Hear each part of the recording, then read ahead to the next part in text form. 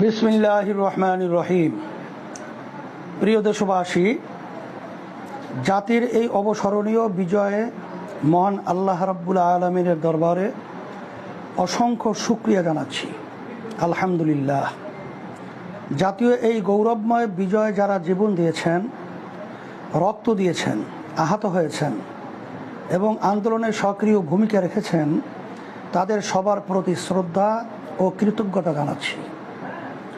প্রিয় দেশবাসী, জালিমের বিরুদ্ধে ঐক্যবদ্ধতার সুফল আবারও প্রমাণ করেছি আমরা। ছাত্র, শিক্ষক, পেশাজীবী ও সর্বস্তরের মানুষ যেভাবে আন্দোলনে সামিল হয়েছেন তা বিশ্ব ইতিহাসে এক স্বর্ণালী ঐতিহ্য হয়ে থাকবে।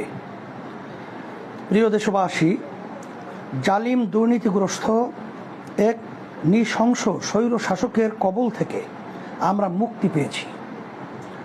আলহামদুলিল্লাহ। এখন সময় দেশ গড়ার, নতুন বাংলাদেশ নির্মাণের।